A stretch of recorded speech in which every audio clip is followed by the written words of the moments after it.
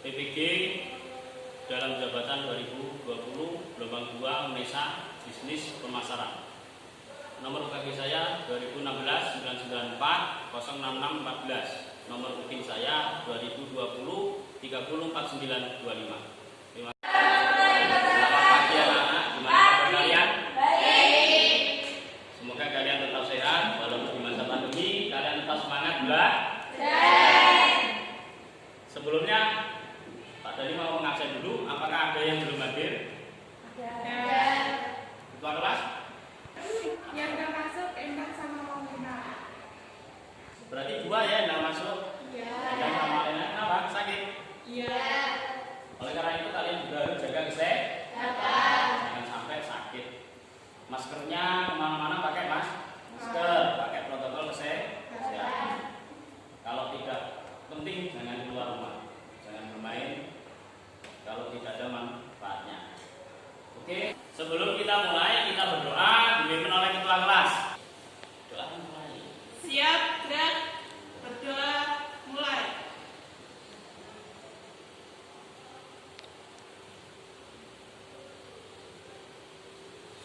Selesai. Jadi sebelum kita mulai kita berdiri dulu tuh ya biar semangat. Silakan.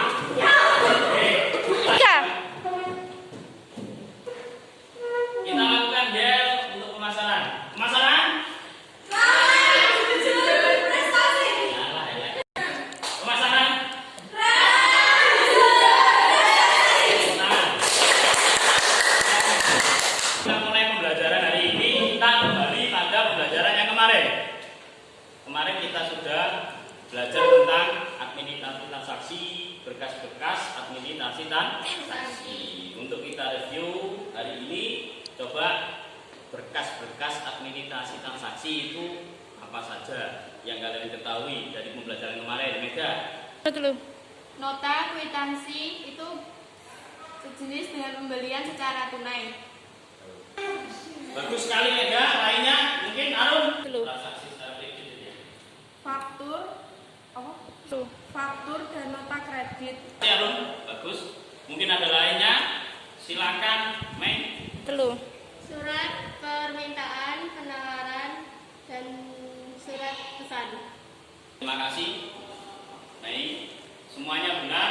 Berarti pembelajaran yang kemarin semuanya sudah mengikuti dengan baik. Untuk hari ini kita akan belajar administrasi transaksi pembelian seperti yang sudah ditayangkan di slide berikut. Oke, sudah. Sebelum kita mulai, Pak Dani akan menjelaskan tentang kompetensi yang harus kalian kuasai seperti di layar LCD. Putus layar LCD-nya. Taruh suara berarti. Indikator pencapaian kompetensi pengetahuan mengidentifikasi dokumen transaksi pembelian tunai maupun kredit, mendeskripsikan prosedur transaksi pembelian, menganalisis dokumen transaksi pembelian berdasarkan prosedur, itu pengetahuan. Untuk indikator pencapaian kompetensi keterampilan, menentukan dokumen administrasi transaksi, membuat dokumen administrasi transaksi pembelian, menyusun dokumen administrasi transaksi pembelian berdasarkan prosedur transaksi pembelian tunai maupun kredit. Berikut pembelajaran dengan berdiskusi dan mencari informasi melalui model pembelajaran problem-based learning. Peserta didik mampu mengidentifikasi dokumen transaksi pembelian, mampu mendeskripsikan prosedur transaksi pembelian, dan mampu menganalisis dokumen transaksi pembelian berdasarkan prosedur transaksi pembelian, baik tunai maupun kredit. Kemudian tujuan pembelajaran dari segi keterampilan dengan berdiskusi dan mencari informasi melalui model pembelajaran problem-based learning, peserta didik mampu menentukan dokumen administrasi transaksi, membuat dokumen administrasi transaksi pembelian, dan menyusun dokumen administrasi transaksi pembelian baik tunai maupun kredit. Baik anak-anak, tadi IPK tujuan sudah Pak Dani sampaikan. Sekarang transaksi pembelian manfaatnya apa? Apa sih yang ada di benak kalian tentang transaksi pembelian? Coba Ika. Transaksi pembelian ditunjukkan untuk memenuhi kebutuhan perusahaan dalam penjualan mengisi stok di gudang. Ketiga. Terima kasih Ika atas pendapatnya. Mungkin ada yang mau menambahkan? Arun? Memenuhi persediaan barang di gudang. Oke, transaksi pembelian dibagi menjadi dua. Coba ada yang tahu apa?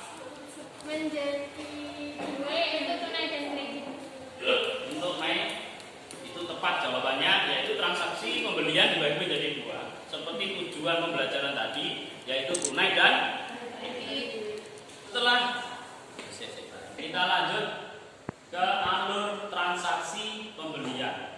Saat saya menyebutkan kalimat alur transaksi pembelian, maka di benak kalian berarti ada rentetan kejadian, rentetan kegiatan. Di benak kalian rentetan-rentetan itu bisa tergambarkan bukan?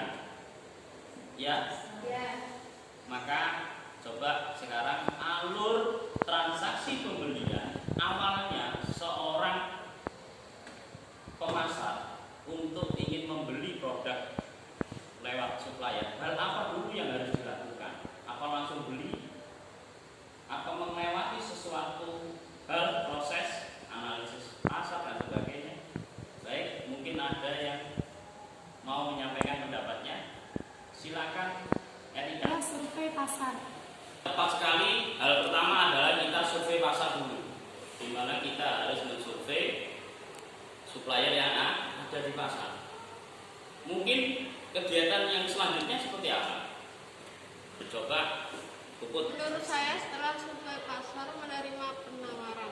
Kita survei pasar, betul yang dikatakan oleh Puput, kita akan menerima penawaran.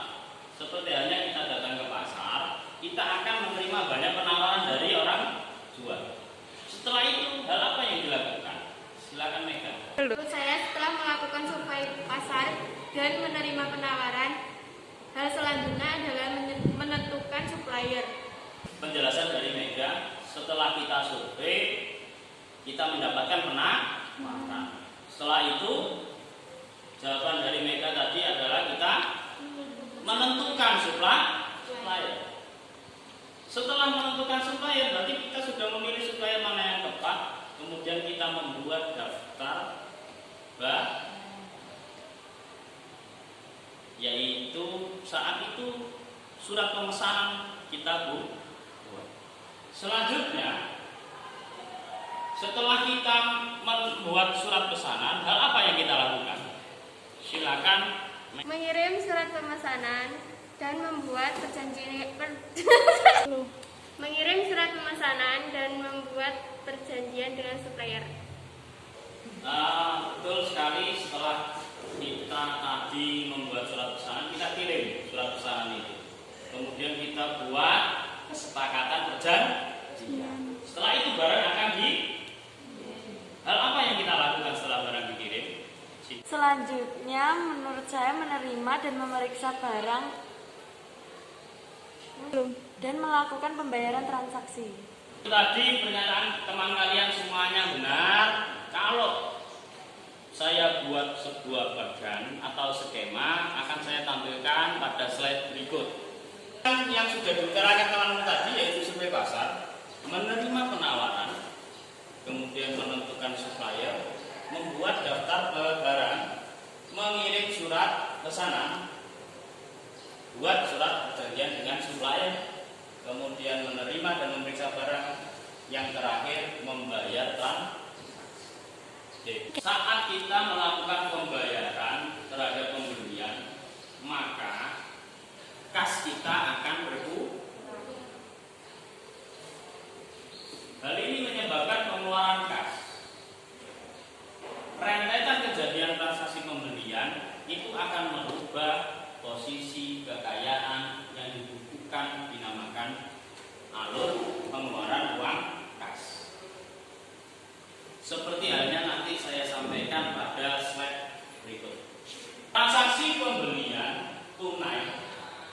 dan pembayaran utang itu akan berpengaruh pada posisi kas. Maksudnya bagaimana? Jika ada transaksi pembelian tunai, pembayaran utang, kas akan berkurang. Sebaliknya, jika ada penjualan tunai, kemudian pembayaran piutang, kas akan bertambah. Setelah itu, sebuah perusahaan akan menerima bukti pembelian,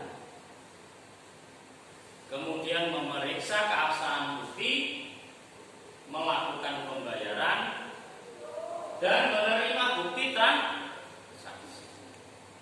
Kalau sudah kita tahu alur kegiatan transaksi pembelian, maka berkas-berkas apa aja, berkas-berkas administrasi transaksi apa aja yang ada dalam alur transaksi pembelian.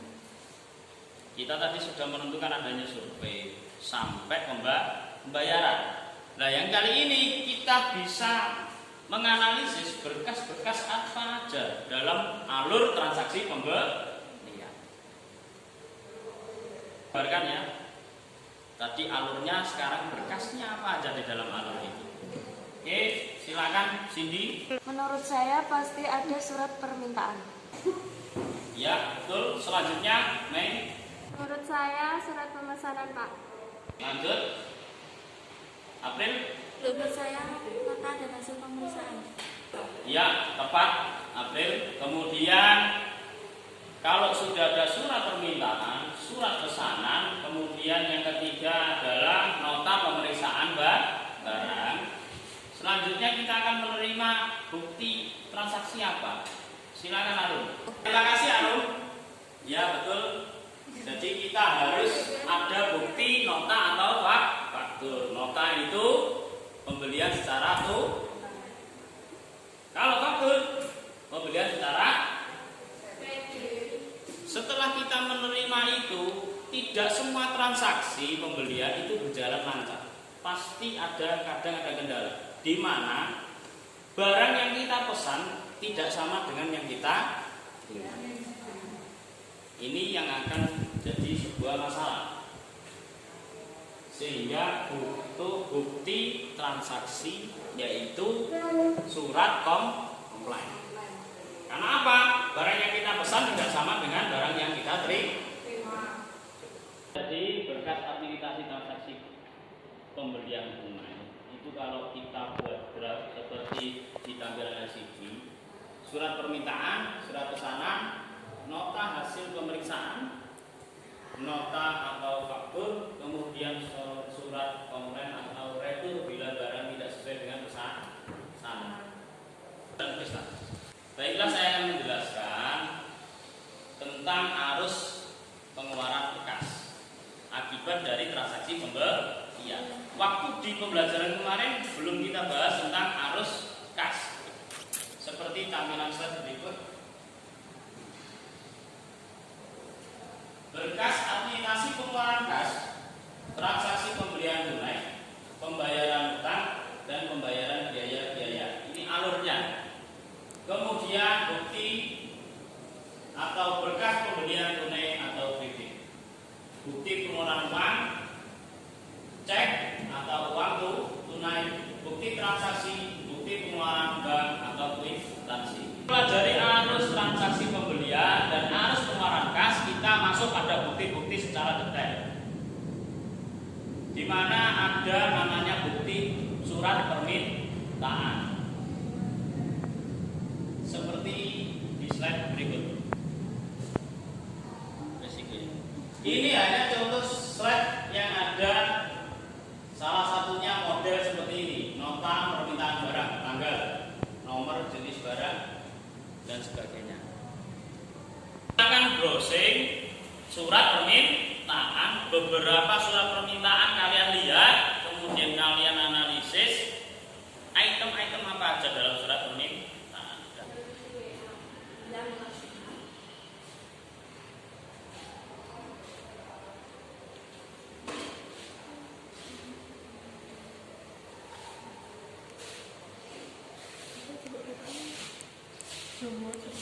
Item apa saja? ada dalam surat permintaan setelah kalian browsing? Ada yang tahu? Silakan megang. Rancangan formulirnya. 1. Jenis barang dan spesifikasinya. 2. Banyaknya barang yang diminta. 3. Otorisasi. 4. Tanggal permintaan. Baiklah, yang disampaikan Bella tadi sudah benar. Minimal ada 4 item itu, yaitu jenis barang, spesifikasi, banyak barang yang diminta, otorisasi. Otorisasi itu apa? Di mana siapa yang bertanggung jawab atas yang meminta dan yang membuat surat. Kemudian tanggal permintaan kapan kita meminta barang itu. Silakan browsing surat pesanan, kemudian nota dan faktur, kemudian analisis item apa aja yang harus ada dalam surat nota, surat faktur, dan surat pesanan. Silakan browsing.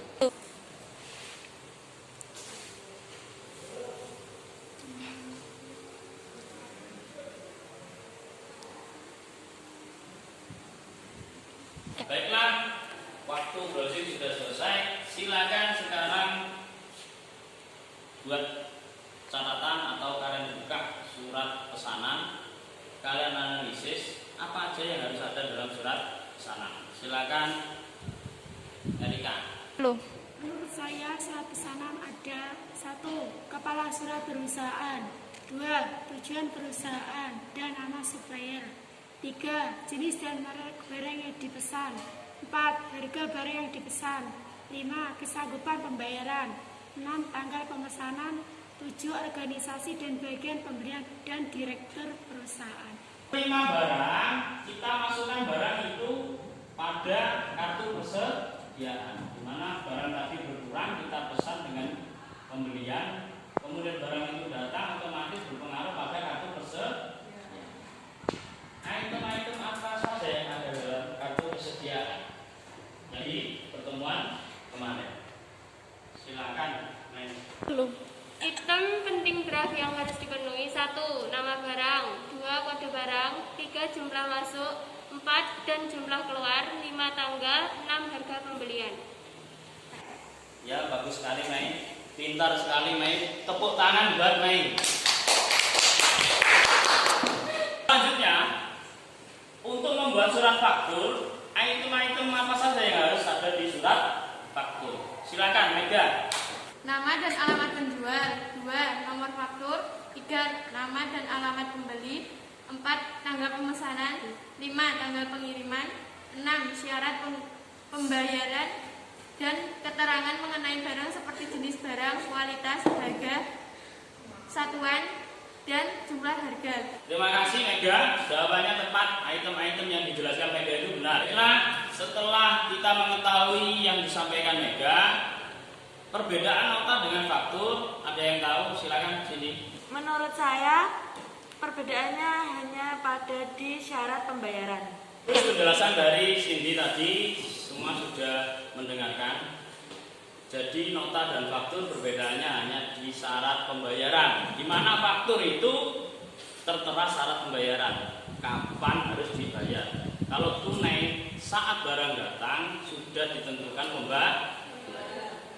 Oke, untuk melengkapi pembelajaran hari ini, tadi hanya menekan materi. Kita akan membentuk satu kelompok terdiri dari 2 orang, yang dimana depan dengan belakangnya hanya dibalik aja kursinya, kemudian saya bagikan LKPD.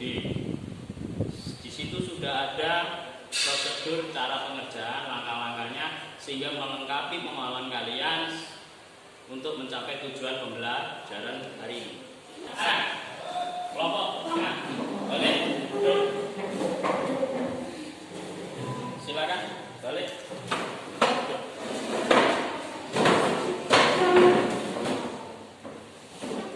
Saya bagikan LKPD-nya.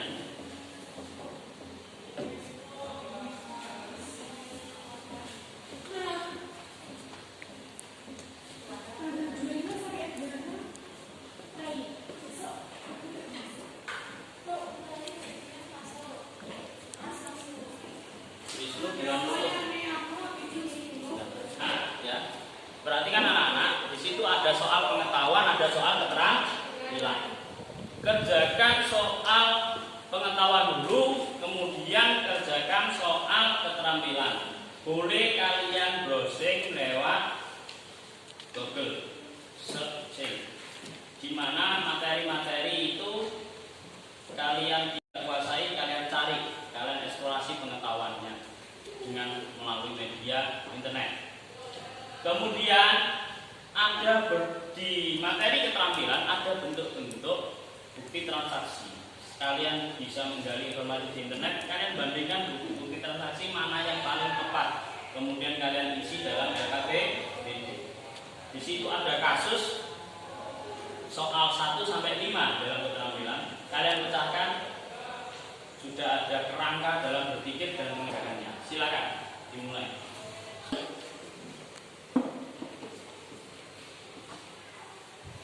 Pembelian bahan yaitu mata kuliah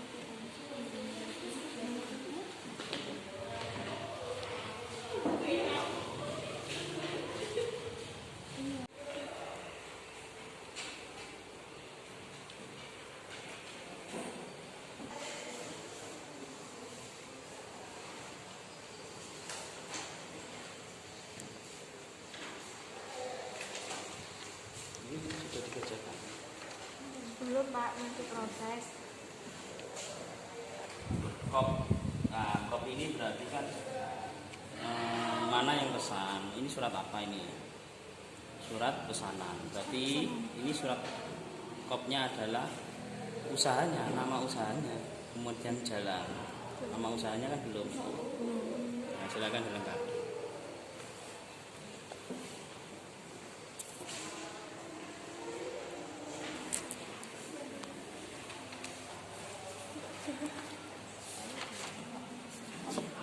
Begini. Jadi di soal ini perhatikan, buatlah surat permintaan 1. Di sini sudah ada draftnya surat permintaan. Nah, di sini bentuknya tidak melengkapi. Kop itu mana? Siapa yang melayangkan surat permintaan? Kemudian siapa yang meminta? Tanda tangan itu surat yang ini apa yang ini? Yang tanda tangan. Yang mengeluarkan kop. Ya. Kan ini suratnya dari ini. Karena yang tanda tangan berarti yang mengeluarkan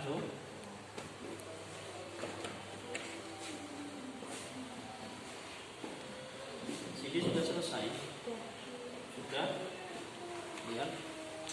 Ya, lanjut. Sudah. Dicek lagi. Semuanya sudah selesai.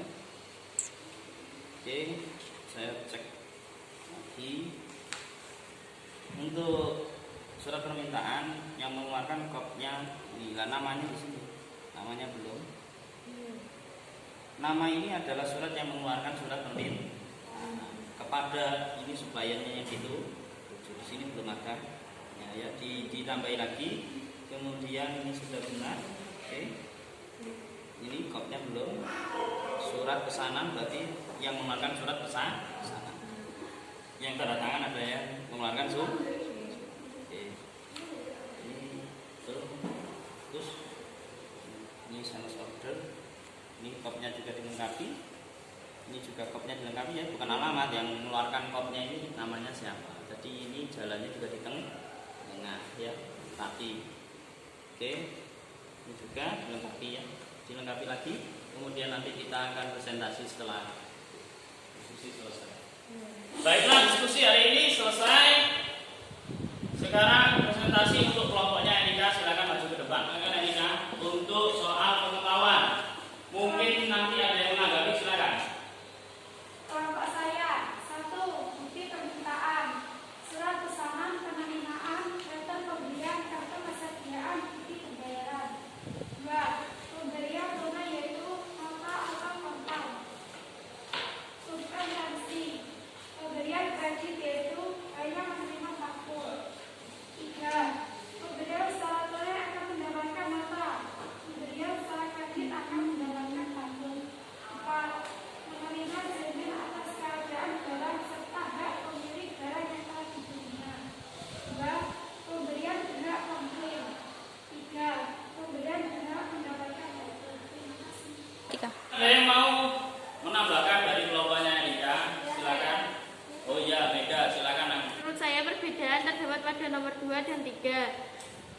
Nomor 2, menurut saya pembelian tunai yaitu nota kontan dan kwitansi. Kalau pembelian kredit hanya menerima faktur. Nomor 3, pembelian secara tunai tapi akan mendapatkan nota. Sedangkan pembelian secara kredit akan mendapatkan faktur. Terima kasih. Terima kasih untuk kelompoknya Erika, kemudian masukan dari Mega. Sekarang untuk keterampilan silakan kelompok dari Siti. Untuk lembar kerja soal nomor 2, di sini terdapat kop dan itu judulnya dikasih UD Maju Tak Gentar dan jalannya Yosudarso nomor 78 Madiun ditaruh di bawahnya. Di sini ada tanggal, bulan dan tahun. Ini termasuk tanggalnya UD Maju Tak Gentar. Kepadanya ini kepada Zaki Semar. Di jalan Yosudarso nomor 78 Madiun ini alamatnya Zaki Semar. Sehubung kesediaan barang di gudang berkurang, maka kami meminta surat penawaran barang sebagai berikut.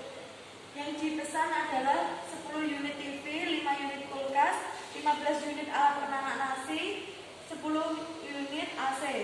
Demikian barang yang kami butuhkan, saya harapan agar surat dikirim. 2 minggu sudah mendapatkan surat penawaran atas barang yang diminta. Hormat saya, manajer UD Maju Tak Gentar. Lembar kerja soal 3, Kop Jalan Patimura nomor 80 Madiun Yosudarso Madiun tanggal 18 Mei 2020 kepada Zaki Semar di Jalan Patimura nomor 80 Madiun. Sehubung dengan surat penawaran yang kami terima, maka kami memesankan sebagai berikut. Nama barang 1, TV Smart Alexander Slim 3, jumlah 10 unit, harga per unit 2.500.000.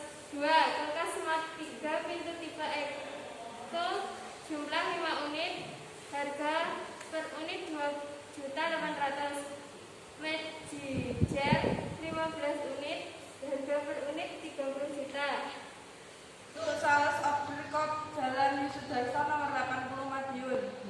Madiun 23 Juni 2020 kepada UD Maju Tak Gentar di Jalan Yosudarso nomor 80 Madiun.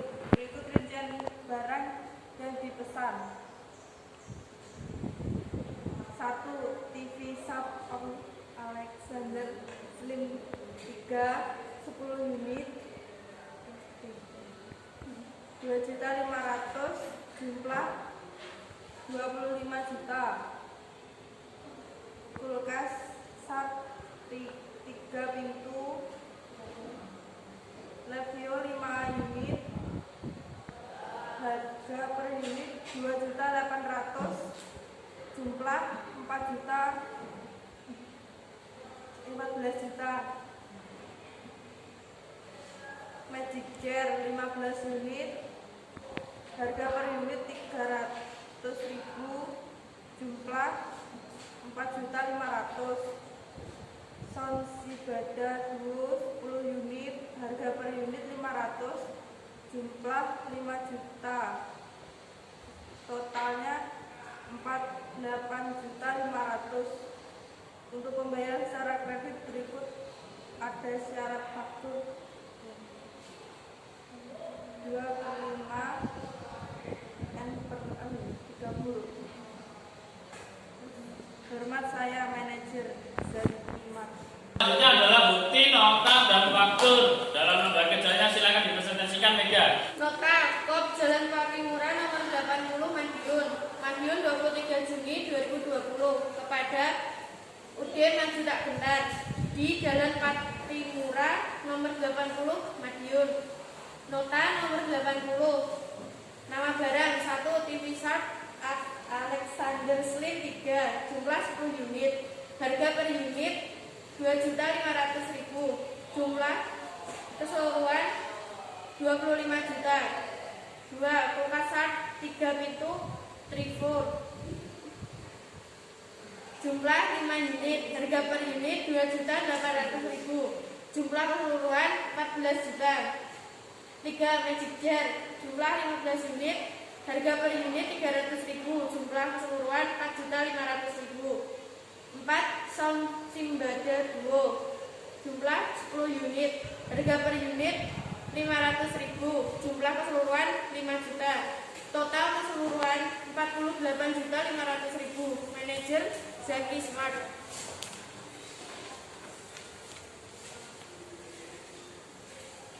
Berikut faktur. Kop Jalan Patimura nomor 80 Madiun. Tanggal Madiun 23 Juni 2020 kepada UD Maju Tak Gentar di Jalan Patimura nomor 80 Madiun. Nota nomor 80.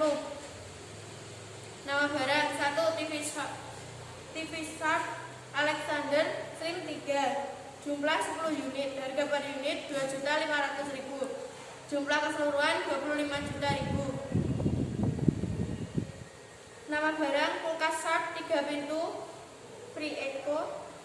Jumlah 5 unit. Harga per unit 2.800.000. Jumlah keseluruhan 14 juta.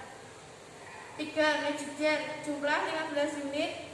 Harga per unit 300.000. Jumlah keseluruhan 4.500.000. 4 Sound Simbada Duo. Jumlah 10 unit. Harga per unit 500.000. Jumlah keseluruhan 5 juta. Total dari jumlah keseluruhan 48.500.000. Manajer Zaki Smart. Akan rekan ini dikumpulkan perwakilan.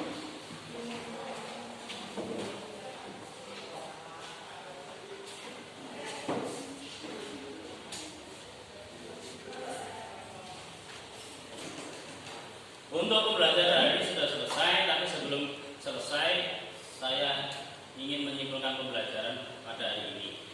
Sebelum Pak Dhani menyimpulkan, saya ingin dari kalian bisa menyimpulkan secara bergantian. Silakan. Saya proses alur pembelian meliputi 1. Adanya bukti permintaan atau surat permintaan. 2. Surat penawaran. 3. Surat pesanan. 4. Sales order. 5. Surat pengiriman. 6. Surat penerimaan barang. 7. Retur pembelian. 8. Nota atau faktur. 9. Kartu persediaan. Dan 10. Bukti pembayaran. Mungkin ada lagi yang mau menyimpulkan selain CD tadi sudah lengkap, tapi mungkin ada yang menyimpulkan berbeda. Silakan. Ya, Dela.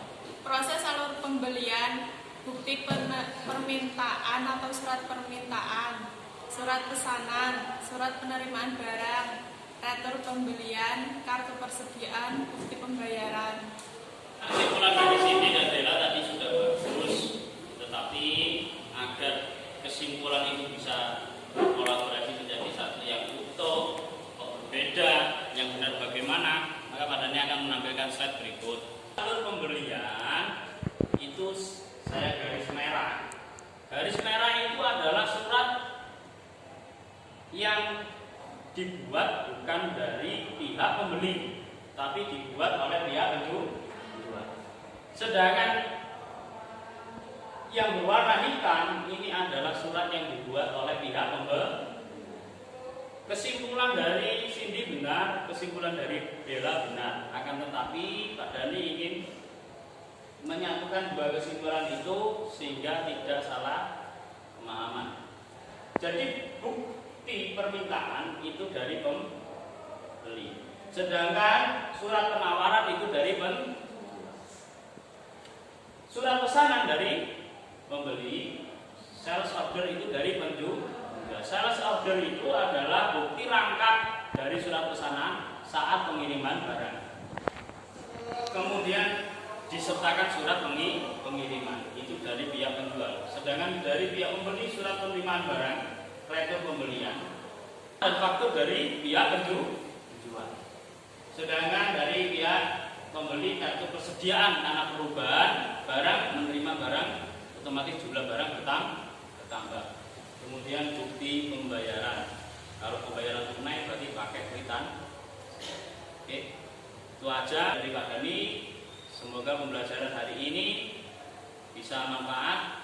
Tetapi ingat, tetap amati di sekelilingmu bukti-bukti transaksi untuk mengembangkan pemikiran, mengembangkan pengetahuan. Oke, sebelum kita akhiri, silakan ada link evaluasi pembelajaran. Kerjakan soal dengan waktu 30 menit. Silakan.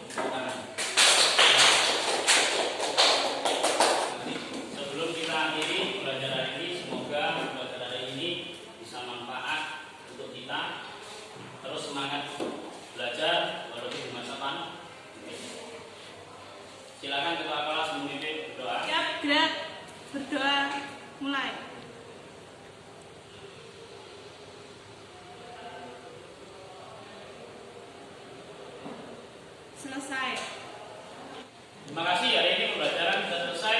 Ingat pelajaran yang akan datang dipelajari, dibuka bukunya dulu agar mudah menerima pembelajaran selanjutnya.